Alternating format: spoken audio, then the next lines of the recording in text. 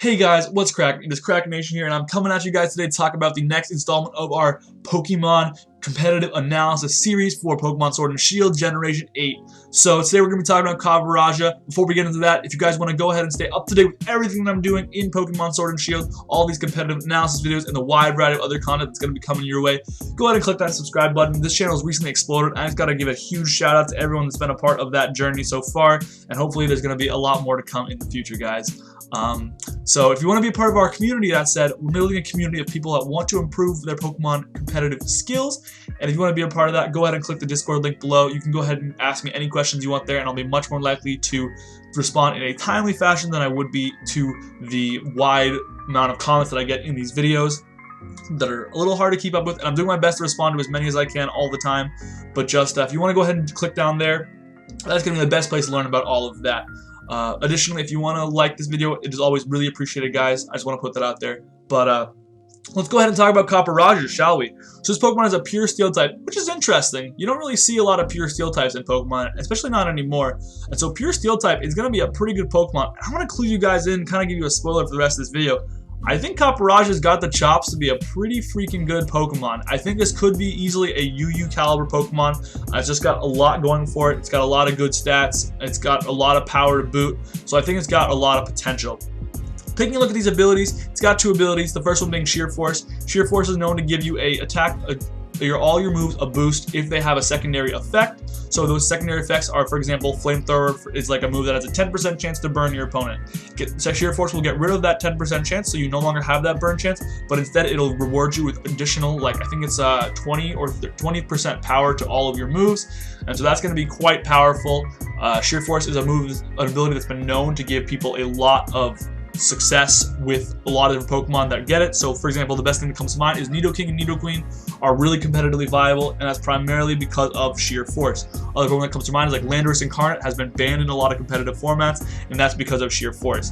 The other ability COPPERAJAH gets is Heavy Metal, and what that does is doubles its weight, and COPPERAJAH does get a few moves that incorporate your weight and your opponent's weight into the equation for damage. So Heavy Metal does have some niche usage if you want to go down that road, but I think for the most part, this Pokemon has access to a move set and stats to utilize Sheer Force a little better, so I'm going to go with Sheer Force most of the time. Let's go ahead and take a look at those stats though. First up, those first two stats are going to stand out to you big time. 122 HP is a lot of bulk to work with, and 130 attack is excellent attack stat. Unfortunately, your special attack stat, not that great, but that's okay. We're going to be focusing on our physical attacks anyways. You wish you saw a little more in each defense stat. 69 defenses are not that good. So you're going to wish you had a little more there, but you're going to be still a little above average bulk on both sides. Good mixed defenses overall, and also this thing's going to be able to take a hit or two, especially thanks to its fantastic defensive typing of pure Steel. If you can get free attacks off because you resist what's on the field, this thing's going to have a lot of chances to eat some hits and deal back a ton of damage in return. So I know that speed stat is nothing terrific, 30 speed, not great, but that's okay. This is a physical, slow, bulky wall breaker. It's not going to have speed, so you might as well give up on that now while you can. But obviously you're not going to be outspeeding anything. But that said, it's got the stats to back it up in other places. So let's go ahead and take a look at notable moves, and there are a lot of them for COPPERAJAH. Brick Break is one I ran here. It's going to be probably a good fighting move option if you don't want to run Superpower. Earthquake's another good option for this Pokemon. Heavy Slam is going to be, between Heavy Slam and Iron Head's an interesting decision on this Pokemon. Because this Pokemon is already so heavy and you have the choice to run Heavy Metal, you could run Heavy Slam and get a really powerful 120 base power Steel move off all the time. However, because Iron Head has that flinch chance that it's going to give you a Sheer Force boost, you could easily also run Iron Head and achieve basically the same amount of power, if not more, when dealing with opposing heavy Pokemon. So in most situations, I'm actually going to suggest you run Sheer Force plus Iron Head with this Pokemon. Next up, we've got like moves like Outrage. Play Rough is a really cool move for this to get because Play Rough is also Sheer Force boosted. That's phenomenal. Power Whip for grass coverage. Stone Edge is cool. Rock Slide is actually pretty good because it gets a Sheer Force boost on this Pokemon. Superpower is another great option if you wanted to get more power than Brick Break. It's got access to Stealth Rock. Taunt is really cool on this Pokemon. Zen Headbutt's got that extra flinch chance, so that's got a Sheer Force boost. If you get what I'm coming at, Sheer Force is giving you a lot to work with on COPPERAJAH. It's going to make this thing a beastly physical wall breaker. Finally, Heat Crash is another move that kind of is like Heavy Slam. This time it's a fire move, so this thing gets a powerful fire move too. That's pretty cool. Definitely something you could consider on a lot of different sets. So we're going to give you guys some suggestions for sets that I would use today. This is the wall breaker set. This set is dedicated to just being as strong of a wall breaker as you physically can. We're going to run Life Orb Sheer Force because if you aren't aware, Sheer Force plus Life Orb, basically when you're using a move that has a secondary effect, Life Orb is considered secondary effect. So Life Orb plus Sheer Force plus all of these moves is going to all of a sudden become insanely powerful. When you activate these secondary effects, you're not going to take any of the recoil from them, from the Life Orb, and that's going to total to just an absolutely absurd amount of damage. 252 HP, 250 attack, Adamant Nature. Maximize your bulk as best as you can. Maximize that offensive capability with an Adamant Nature.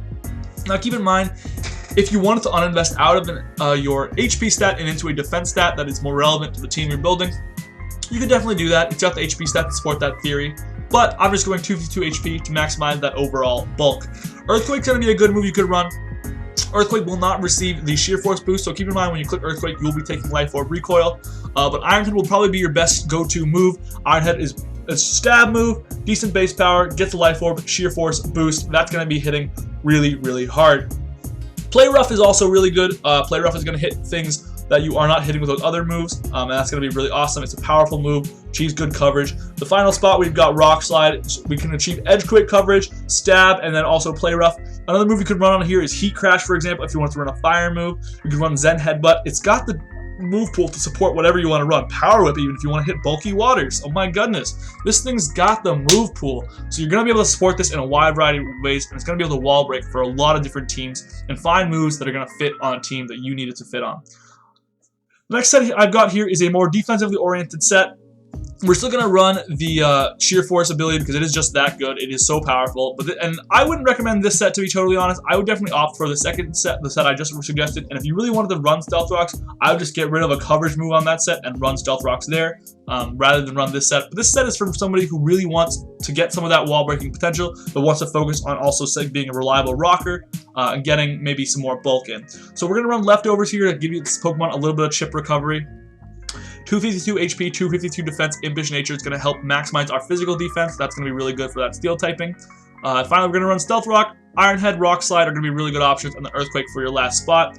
Won't get that Sheer Force boost, but it'll still be a pretty good coverage option. Basically, you're achieving Edgequake plus Stab. Edgequake plus Stab is a really good physical set. So you'll notice that in a lot of my videos, I suggest Edgequake if you get it. Edgequake plus Stab.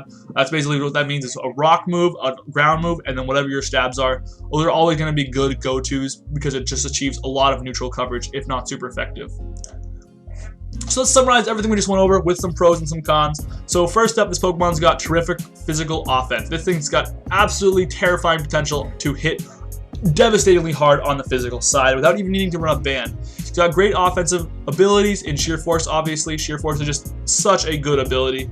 It's got decent mixed bulk like we talked about. Not terrific because defenses are relatively low, but its HP stat is so high that it's got decent mixed bulk. And finally, pure steel typing is a great defensive typing. So if you resist hits, you're going to be able to take a lot of them.